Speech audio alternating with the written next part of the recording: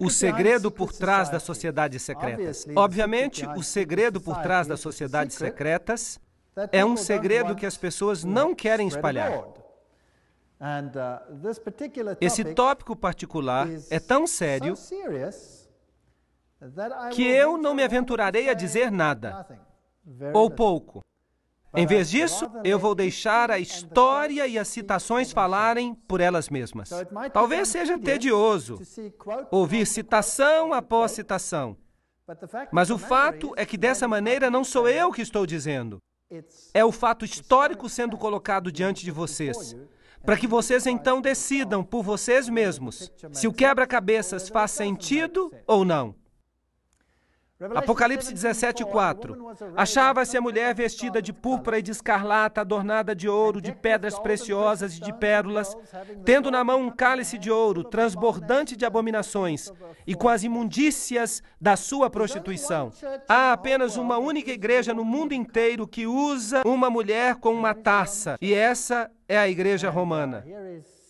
Aqui está a cidade do Vaticano. E aqui está uma mulher segurando uma taça. E ela é chamada Fides em todos os documentos. Fides. Agora, o que isso significa? Bem, vamos a uma boa fonte maçônica. Albert G. Mackay, o Manual da Cabana. Era um maçom de grau 33. E vai ficar claro o que isso significa. Ele diz: a mão direita tem em todas as eras sido considerada o emblema da fidelidade. E nossos antigos irmãos adoravam a divindade sob o nome de Fides, ou fidelidade, que era às vezes representada pelas duas mãos direitas unidas, e às vezes por duas figuras humanas, segurando-se mutuamente pelas mãos direitas. Numa foi o primeiro que erigiu o altar a Fides, sob o qual o nome da deusa dos juramentos e da honestidade era adorado. Então significa honestidade e fidelidade, mas é também o nome de uma divindade feminina. Agora, Apocalipse 17:5 chama essa instituição de a mãe das prostitutas.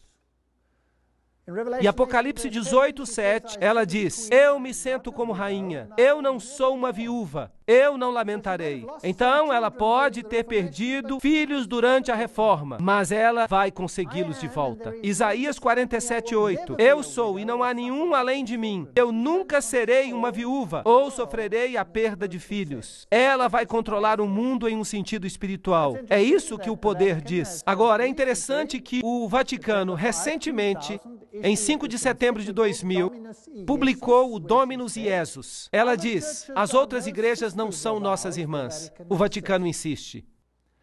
Deve sempre ficar claro que a única igreja santa, católica e apostólica universal não é a irmã, mas a mãe de todas as igrejas. O cardeal Ratzinger disse que ele é o cabeça da Inquisição. Eles não chamam mais de Inquisição. Eles agora chamam de a Congregação para a Doutrina e Fé. Mas é a mesma coisa. Ainda funciona no mesmo edifício. Agora, ela não é a irmã, mas a mãe de todas as igrejas. Isso quer dizer que todas as outras igrejas se sujeitam a ela, certo ou errado? É isso que ela diz. Em Apocalipse 13, 1-2, está escrito que o dragão lhe deu seu poder e seu assento e grande autoridade. Que declaração! Uau! O dragão lhe deu poder? Em outras palavras, esse poder vem de outra fonte. Mas, será que o catolicismo não prega o cristianismo? Sim, ele prega. Será que ele não prega Jesus Cristo como Salvador do mundo? Sim, ele prega. Mas ele também prega a mediação através de outros mecanismos e através da igreja. Agora, é interessante que nas sociedades secretas há sempre duas doutrinas. Uma para os iniciados e outra para os goyim, os não iniciados. E os cavaleiros templários tinham duas doutrinas. Uma era a doutrina interna, oculta, esotérica.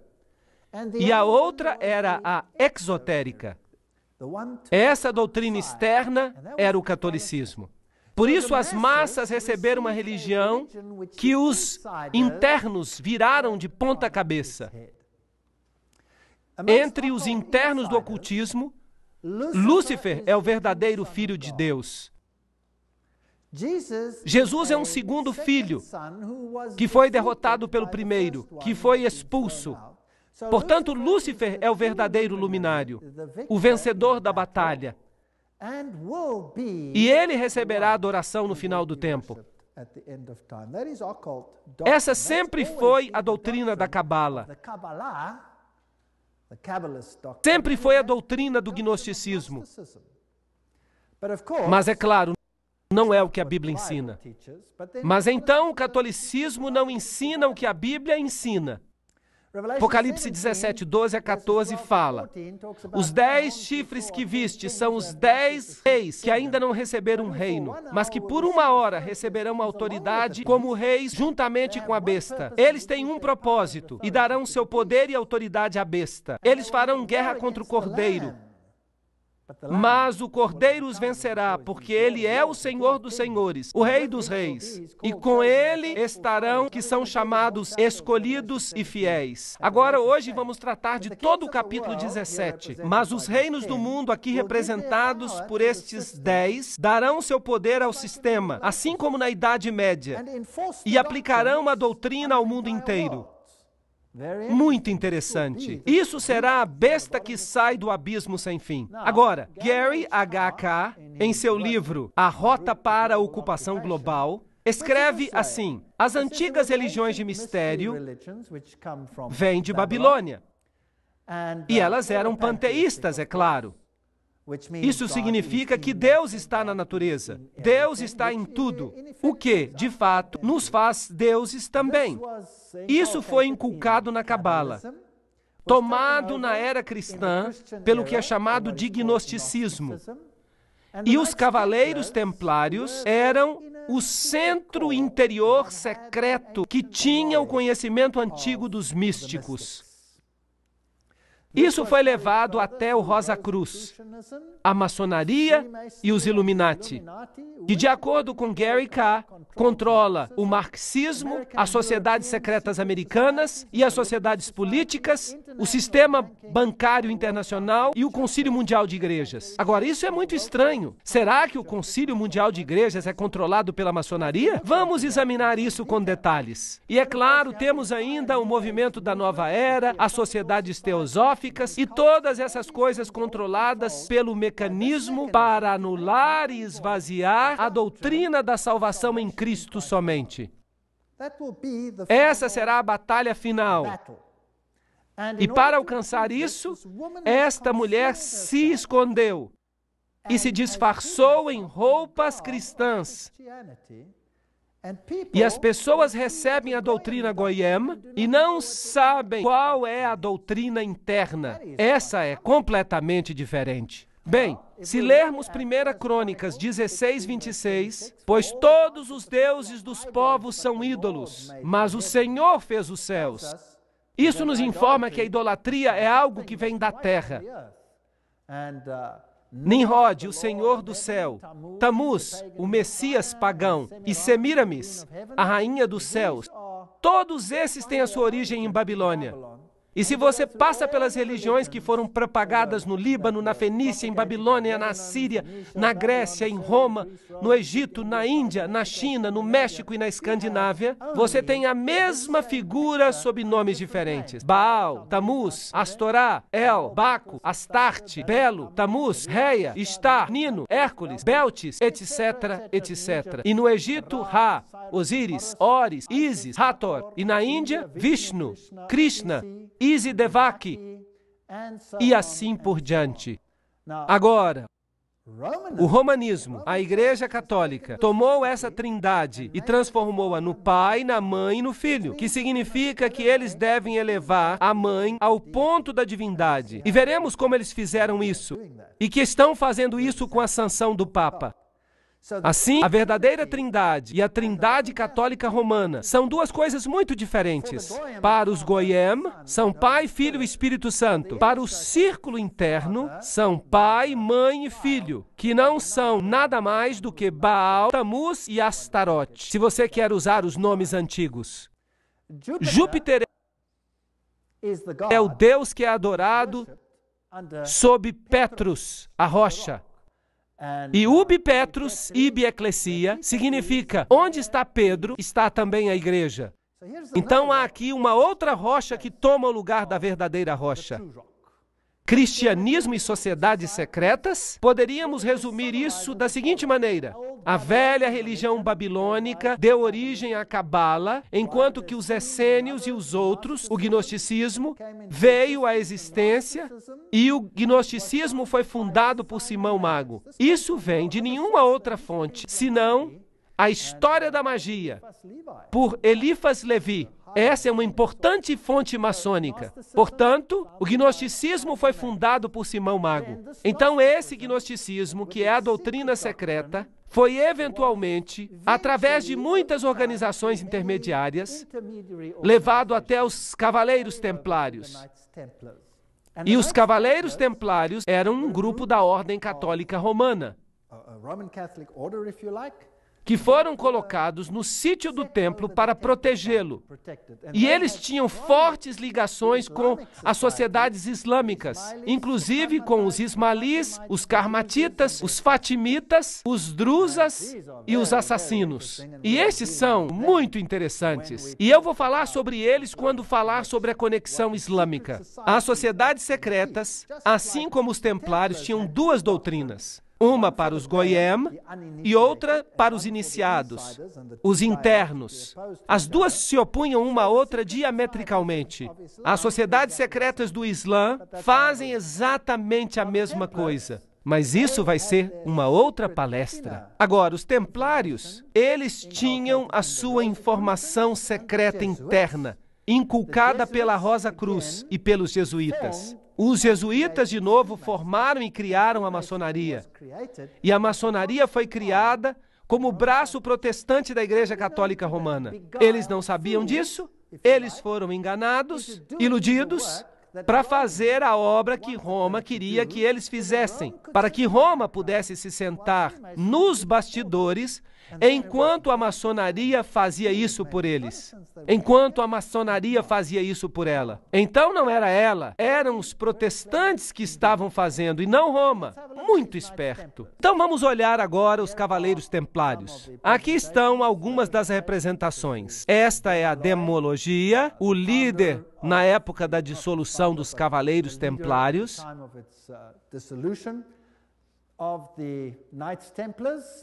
Era assim que se vestiam. Esse é um dos seus símbolos. E é um símbolo usado para muitas igrejas hoje. Sabiam disso? Muitas igrejas carismáticas usam esse símbolo. Isso é fascinante. Os testemunhas de Jeová usam esse símbolo também. Vou dar uma outra palestra sobre isso. Agora vamos olhar o que o Sr. Webster, no livro Sociedades Secretas e Movimentos Subversivos, tem a dizer sobre os templários. Nós não vamos ler tudo isso, mas se você tem o vídeo, você pode parar e ler a citação. No ano 1118, 19 anos depois do fim da Primeira Cruzada, com a derrota dos muçulmanos, a captura de Antioquia e Jerusalém. Esses grupos foram fundados e foram eventualmente estabelecidos como templários. E então receberam de presente uma casa perto do sítio do Templo de Salomão. Por isso se chamam Cavaleiros Templários. Eles se tornaram uma ordem muito poderosa e famosa que controlava as finanças do mundo. Eles eram a elite bancária, se você preferir. E então, no ano 1128, a ordem foi sancionada pelo Concílio de Troy e pelo Papa. Era uma ordem católica romana dentro da igreja. Agora, alguns anos mais tarde, em 13 de outubro de 1307, essa ordem foi oficialmente terminada pelo rei da França, porque este havia descoberto o que eles estavam fazendo. O rei da França, Philippe le Bel, prendeu os templários, data de sexta-feira 13, outubro de 1307. E desde esse dia, a sexta-feira 13 é um dia de azar para o mundo todo. E as acusações feitas contra eles eram: A cerimônia da iniciação à ordem era acompanhada de insultos à cruz, a negação de Cristo e obscenidades grosseiras. Havia todo tipo de coisas. Lembrança de Sodoma, pois aconteceu lá a adoração de ídolo, que era considerada a imagem do Deus verdadeiro. E ali estava Bafomé, este símbolo aqui de uma divindade, macho e fêmea, andrógena. A omissão das palavras da consagração na missa. O direito que os chefes leigos se arrogavam de dar absolvição e a autorização do vício não natural. Então eles tinham que amaldiçoar a cruz, pisar em Jesus, jurar aliança a Bafomé e sancionar esse vício pouco comum. Isso tudo era um crime sério naqueles dias. Então o líder foi sentenciado à morte, mas a ordem não desapareceu de fato. Mas o Papa ficou relutante em dizer isso. O ritual maçônico inclui referências aos cavaleiros templários. Por exemplo, aqui no livro Sociedades Secretas e Movimentos Subversivos, se diz: vários cavaleiros que tinham decidido resgatar o lugar santo da Palestina, dos sarracenos, formaram uma associação sob o nome de maçons, assim indicando que seu principal desejo era a reconstrução do Templo de Salomão. E a gente escuta muito sobre a reconstrução do Templo de Salomão hoje, e a história de Israel e essas coisas interessantes. Vamos falar um pouquinho sobre história. Vou levar a vocês a esse lindo palácio. Onde que vocês acham que ele fica? Fica em Jerusalém, fica em Notre Dame, no Vaticano, e é aqui que o Papa tem a sua representação em Jerusalém. É um palácio para um rei. Ali está a bandeira do Vaticano e há ali uma ala inteira que tem alguns artefatos papais muito interessantes. Agora, em Jerusalém, eu fui visitar o sítio dos cavaleiros.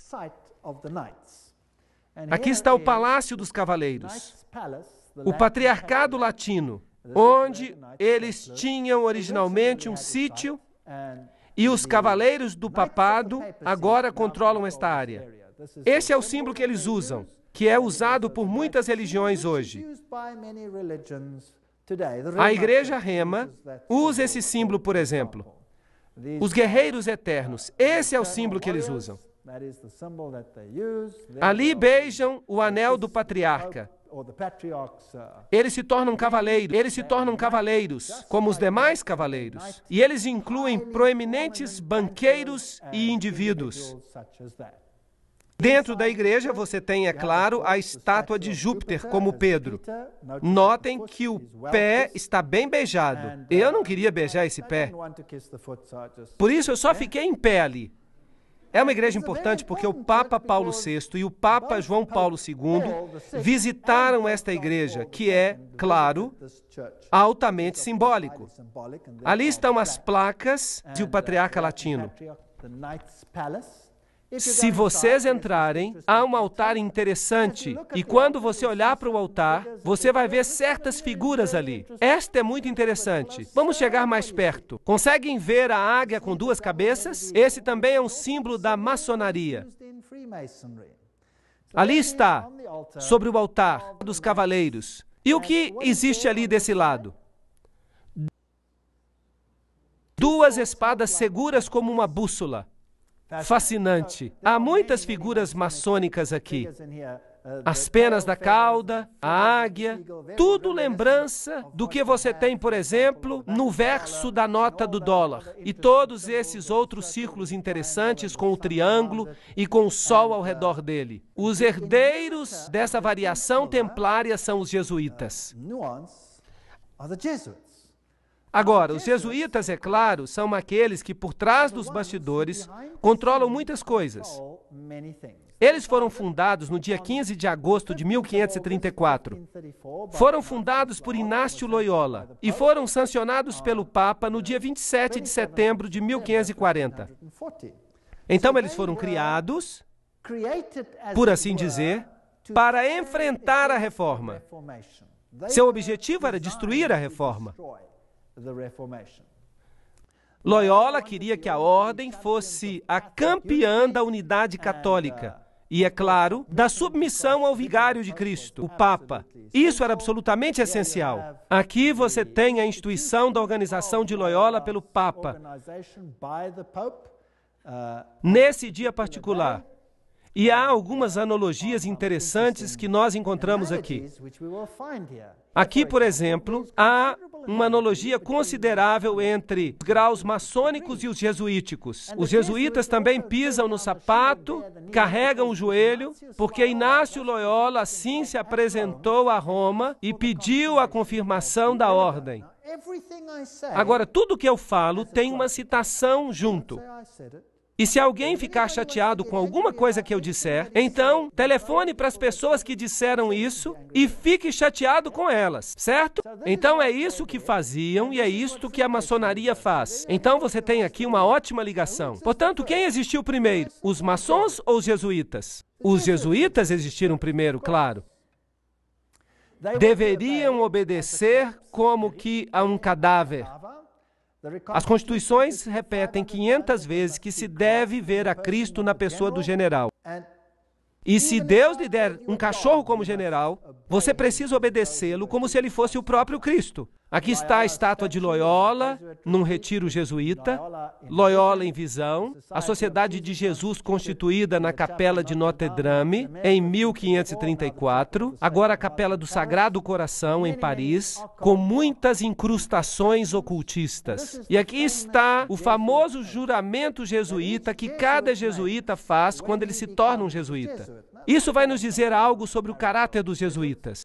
Ele diz, eu, e aqui você coloca o nome, na presença de Deus e de todos os santos, juro que Sua Santidade o Papa é o vice-regente de Cristo e é o verdadeiro e único líder da Igreja Católica, etc. Também diz aqui que este poder lhe foi dado pelo Salvador, Jesus Cristo, que dá ao Papa o poder de depor reis hereges, príncipes, estados, comunidades e governos. Tudo é ilegal sem a sua sagrada confirmação. Então ele pode destruí-los tranquilamente. Portanto, um jesuíta jura que se um governo não se sujeita a Roma, ele pode ser o quê? Destruído. Eu também declaro que eu ajudarei e assistirei e aconselharei a todos os agentes de Sua Santidade, no lugar onde eu estiver, e farei o máximo para acabar com os protestantes hereges e com as doutrinas liberais. As doutrinas liberais são doutrinas pelas quais você decide em que você quer crer. Você se atribui a liberdade de tomar a sua própria decisão, em vez de permitir que o Papa faça isso por você. E isso será destruído, e todos os poderes pretensiosos. E não importa onde você me envie no mundo, eu obedecerei. E eu prometo que eu não terei minha própria opinião. Eu obedecerei como um cadáver. E eu farei guerra, secreta ou abertamente, contra todos os hereges, protestantes e liberais, como me for ordenado, para destruir e exterminá-los à face da terra. Eu não pouparei nem idade, nem sexo, nem condição. Eu enforcarei, matarei, ferverei, tirarei a pele, estrangularei e enterrarei vivo estes terríveis hereges. Arrancar-lhes-ei os estômagos e os ventres de suas mulheres. Esmagarei as cabeças de seus filhos contra a parede, para aniquilar para sempre essa raça desprezível.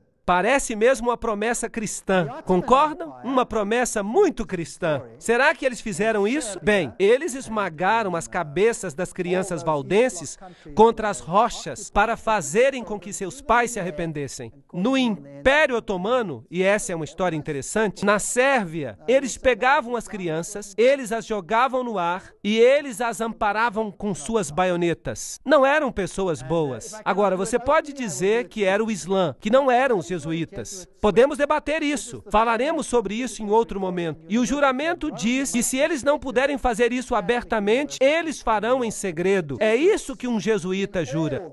Esta é a famosa Universidade Pontifícia Gregoriana aqui em Roma. A mais prestigiosa universidade católica do mundo. Os jesuítas, em todas as suas sedes, têm essas figuras nas cavernas. Agora, no paganismo, todas as deidades saem de cavernas e têm as letras IHS, que realmente significam Ísis, Horas, Set, isto é, a trindade egípcia. Claro que eles dizem que significa Jesus Hominum Salvator, Jesus o Salvador dos homens. Mas não, significa IHS. E seu símbolo é o triângulo com o olho que vê tudo, representando essa divindade. Eles também usam o pilar, ou a estela, se você prefere. Eles têm o símbolo com o triângulo e o olho. O círculo interior, que é também o símbolo usado no movimento da Nova Era. Nós já vimos que Gary K. diz que a maçonaria controla o movimento da Nova Era e que os jesuítas controlam a maçonaria, ou a criaram. Esta é a Universidade dos Jesuítas em Praga. No alto dela, eles têm Atlas, não Jesus Cristo. Se você for a uma sede jesuíta moderna, eu visitei esta. Às vezes eu sou chique. Ali estou eu, tirando foto, e dentro eles têm uma figura de Cristo. Mas este não é Cristo, é Atlas, segurando o mundo sobre os seus ombros, disfarçado. Eles têm esses símbolos contra a parede ali. Este símbolo é o símbolo de Hermes. Se você tirar a cruz, então você tem o símbolo de Ísis. Temos aqui símbolos pagãos. Esses símbolos estão ali desde que foi construído, etc, etc. Ali, simbolismo, Maria. O M é o M maçônico. O triângulo, Réia, a deusa. Aqui está uma igreja na Alemanha, uma catedral. Dentro você vê esse círculo com uma cruz nele. As espadas cruzadas. Tudo usado pela maçonaria. Agora, se voltarmos até a antiga Síria, essa era uma cruz proeminente, uma cruz maltesa, vem do antigo paganismo. Eles têm o símbolo das estrelas aqui, duas estrelas, uma sobre a outra, e duas cruzes, uma sobre a outra. Eles têm o compasso com uma lua, um símbolo com uma estrela nele, que é o símbolo que o Islã usa, por exemplo. Eles têm o calendário solar e a tríplice coroa. Tudo isso é usado pelo papado. As cruzes de cabeça para baixo representam a vitória de Cristo. Martelos e compassos e foices são símbolos que prevalecem no mundo. Ali está Jesus, em pé sobre o crânio e os ossos cruzados, que é o símbolo de Júpiter, o deus Júpiter, que é Lúcifer. De novo, cruzes de cabeça para baixo. Esta é uma catedral muito importante na Alemanha. Se você for lá, você vai encontrar Janos de duas cabeças. E então você vai ver essa assim chamada estátua de Davi, mas claro que não é Davi. É o deus Pan, porque ele tem a flauta de Pan na mão. E Davi não tinha a flauta de Pan. Então eu tentei encontrar o lado negro de Pan, porque há o lado claro e há o lado negro. E eu encontrei, aqui está, esse com cascos, na mesma catedral. Eles escondem o seu simbolismo oculto. E se você entrar e logo na entrada, você descobre isso aqui. Este é o deus Anubis, que não tem nada que ver com o cristianismo. Ali está ele de novo. Mas agora você tem a fênix, que se ergue das próprias cinzas. E você tem o símbolo de Júpiter e um monte de outros símbolos. Aqui e do lado da capela, você tem todos os símbolos do zodíaco, servindo a várias divindades como Marte, Aquário, etc. E a maçaneta é um yin e yang. Isso não tem nada a ver com o cristianismo. Eles usam o símbolo do compasso e Júpiter e o símbolo Quirro e o símbolo PX aqui, que você encontra em virtualmente cada denominação cristã sobre a face da terra, a fênix se levantando das cinzas, o pavão, todos símbolos de Lúcifer. Aqui você tem o PX com um círculo com um ponto nele. E você diz para você mesmo, mas este não é um símbolo cristão? Não, este é um símbolo de Horus. Isso nada tem que ver com o cristianismo. Vamos perguntar a Albert Mackay, um maçom do grau 33. Ele vai nos dizer o que o símbolo significa. O ponto dentro do círculo é um interessante e importante símbolo da maçonaria. O símbolo é realmente uma alusão linda, mas estranha ao culto ao sol e introduz para nós pela primeira vez essa modificação entre os antigos que adoravam o falos. Então este é um símbolo bastante nojento. Ele tem que ver com os órgãos masculinos. Uau! E nós estamos tirando isso da boca do cavalo. Então, o que significa o PX? Vamos à melhor fonte maçônica do mundo. O livro Morais e Dogma, página 292. E caso você não me creia, eu tirei uma xerox para que você possa vê-lo. Este é o cajado de Osíris. Não existe uma fonte melhor do que esta. Aqui está o mais alto oficial da maçonaria, segundo o rito escocês. Em uma medalha de Constâncio está a inscrição: neste signo vencereis. E então vem algumas outras coisas interessantes. Este é o cajado de Osíris. E aqui está o tal místico e as cruzes e as estrelas de Davi, e então ele usa este aqui também. Um símbolo interessante. Ele diz que as vestimentas dos sacerdotes de Horus estavam cobertas com essas cruzes. Aqui está a cruz maltesa. Lembram que eu mostrei para vocês essa cruz no rei sírio? Agora, quem usa isso em suas vestes? Bem, vamos dar uma olhada. Opa, aqui está. Quem está usando? O Papa está usando. Então, o que ele é? Ele deve ser o sacerdote de Horus. Então, para o mundo exterior, parece cristianismo. Mas para o círculo interior, é ocultismo. No chão da Catedral de Londres, você tem o Triskele, que é um yin-yang tríplice. Bem, o que isso significa? A versão céltica do yin-yang. É isso que é. O Triskele, o mar, amuleto, uma deusa céltica de sabedoria e bruxaria que foi entronizada na Revolução Francesa. Só que ele está perguntando. A deusa da razão, bruxaria, razão, tudo é a mesma deusa. No chão da mesma catedral, você encontra o tal místico. O que o tal místico representa? Vamos perguntar a outro maçom. Ward diz, é o símbolo do lado masculino e criativo da divindade. De novo, uma conotação sexual. O que isso está fazendo no chão de uma catedral? Então, os jesuítas são os herdeiros da religião oculta e eles controlam o mundo através de seus agentes. Eles ficam nos bastidores, criam suborganizações e todo mundo pensa que eles não estão ativos. Mas vamos perguntar a eles mesmos no que eles creem. Aqui está a história dos generais das Sociedades de Jesus. Estes são todos generais, começando com Inácio de Loyola. Estão todos listados aqui. Não temos que falar sobre todos eles. Eles vêm até o presente. Essa lista vai até o general que governa o nosso tempo. Peter Hans Kolvenbach. Um nome bastante alemão. É interessante que os alemães são muito prominentes nisso. Peter Hans Kolvenbach é o cabeça dos jesuítas. O cardeal Ratzinger, outro alemão, é o cabeça da Inquisição. Eles parecem estar bem no controle. E com o que ele se parece? Está ele, Peter Hans Kolvenbach. Você está olhando para, provavelmente, um dos homens mais poderosos do mundo hoje, se não o mais poderoso. Ele é o Papa Preto. Aqui você tem esta caverna de Loyola, aqui você tem George W. Bush e o Papa em audiência um com o outro, e eles não fazem nada por acaso. Eles estão exatamente debaixo desta figura que eu mostrei para vocês, onde Loyola recebe sua comissão do Papa.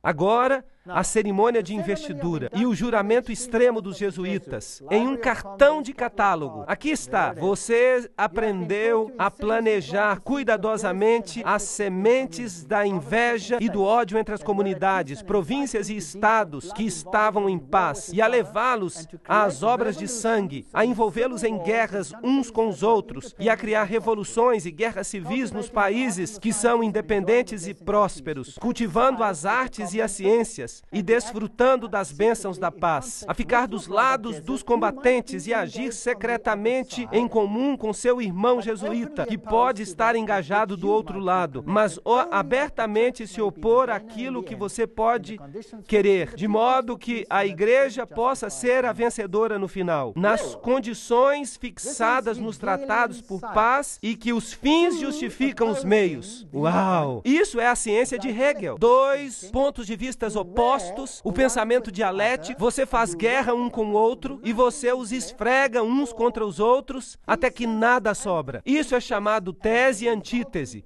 E o conflito resultante traz a síntese. Note que o jesuíta pode estar bem ativo de um lado, mas ele pode também estar muito ativo do outro lado. Então, este é o processo que eles usam para conseguir as coisas.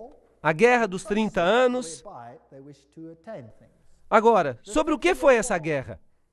O objetivo, o alvo, era a guerra se tornasse uma guerra de aniquilação. Além disso, era possível para eles permitir que a paz fosse concluída com países, com governos rebeldes que tinham imposto uma lei que dizia que os jesuítas não mais deveriam mostrar a cara. Vocês sabiam que os jesuítas foram expulsos de virtualmente todos os países, inclusive dos países católicos, porque eles eram tão decisivos? Os reis católicos não podiam expulsá-los. Se um rei católico ousasse expulsar um jesuíta, aquele país era destruído. Católico ou não? E os jesuítas voltaram. Você pode ver isso na sua nota de dólar. Então, a responsabilidade tremenda por essa terrível guerra de 30 anos deve repousar sobre o imperador Ferdinando II e seus professores, governantes e amigos do peito, os filhos de Loyola. Tudo que eu estou dizendo são citações do livro Papado, um inimigo da liberdade civil e religiosa. Em 1550, o Papa Júlio III declarou a sua exigência de poder temporal político universal, evidenciada por esta nova moeda que ele cunhou. O seu lema dizia: a nação e o reino que não me servir perecerá. Notem que isto é uma declaração católica romana, que a nação e o reino que não servir ao papado perecerá. O que isso tem que ver com os países protestantes? Será que eles vão ficar em apuros? Sim ou não?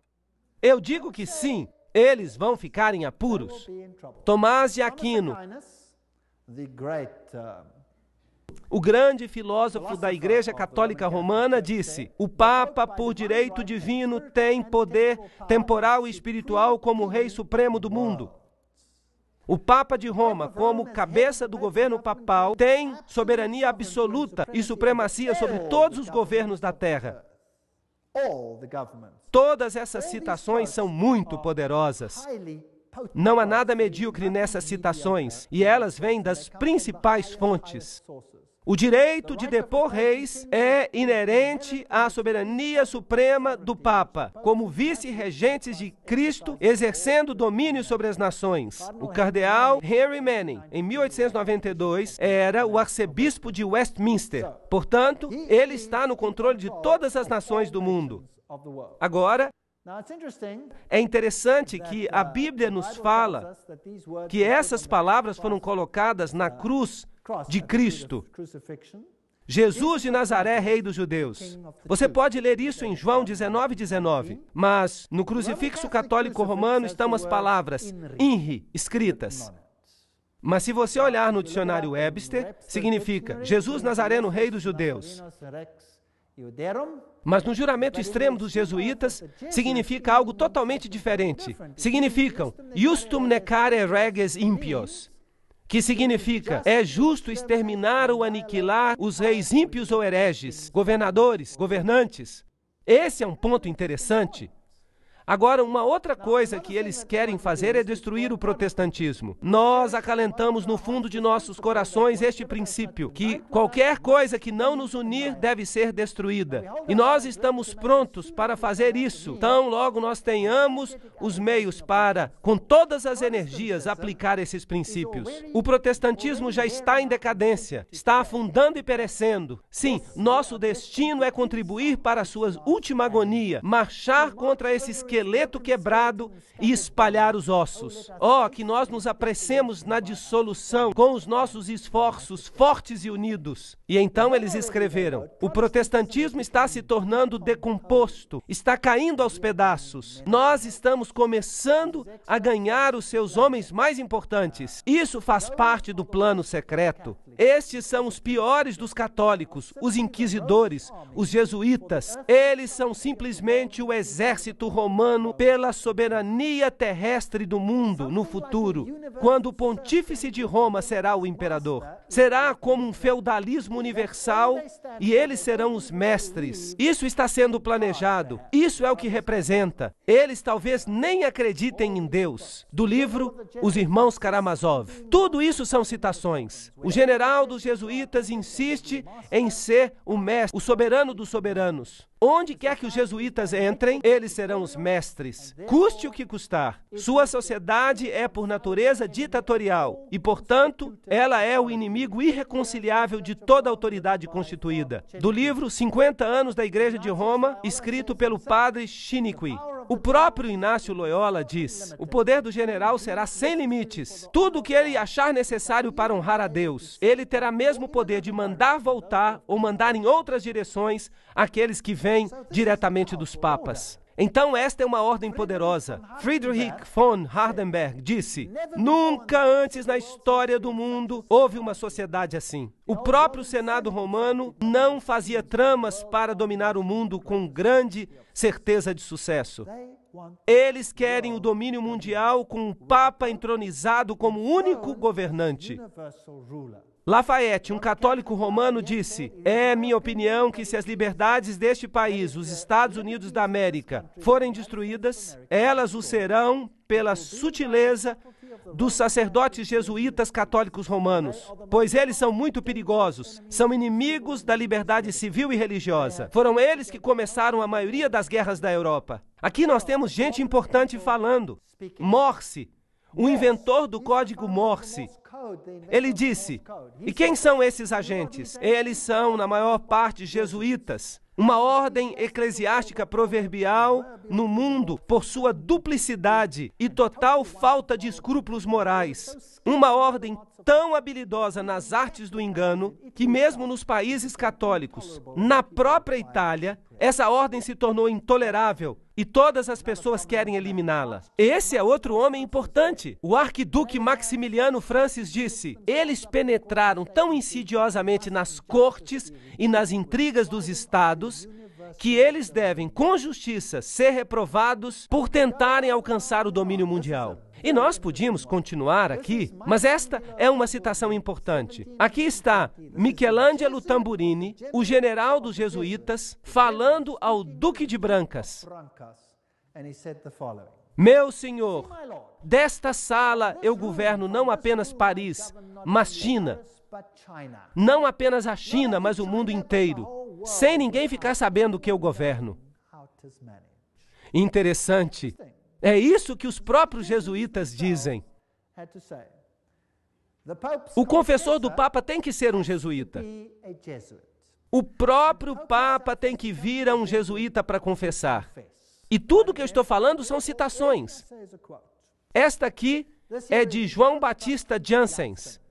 Ele governou de 1946 a 1964.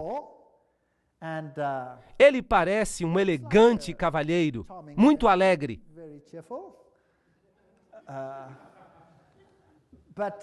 Não obstante, vejam esta fotografia que foi tirada do Saturday Evening Post em 1959. E aqui está o que ele comanda. E nós vamos falar dessas coisas na próxima palestra. Ele controla as seguintes sociedades secretas: a Ordem Militar Soberana dos Cavaleiros de Malta. Então é ele quem manda nos Cavaleiros de Malta. A loja maçônica Shriners, segundo o rito escocês. A Ordem dos Illuminati. Os Cavaleiros de Colombo. Os Cavaleiros da Ku Klux Klan. Benai Berit, a Nação do Islã e seu exército particular chamado os Frutos do Islã, a Comissão da Máfia, o Opus Dei, junto com várias outras irmandades menores. Então cada uma dessas seitas secretas, cada uma dessas sociedades secretas é controlada pelos jesuítas. E como eles as controlam? Qual é seu objetivo? E quem é membro, por exemplo, dos Cavaleiros de Malta? E quem hoje é membro dos Cavaleiros de Colombo? Quem é membro do Benai Berit? Quem controla os Frutos do Islã? Quem controla a Opus Dei? Quem controla Skull and Bones? E todas as outras sociedades secretas? Qual é sua agenda? É isso que precisamos descobrir. Lembrem-se que Roma quer recuperar domínio total. E se eles são o centro da teologia templária, então eles querem controlar o mundo para o dragão, não para Jesus Cristo. O dragão lhes deu seu poder e seu trono e sua grande autoridade. Isso é assustador.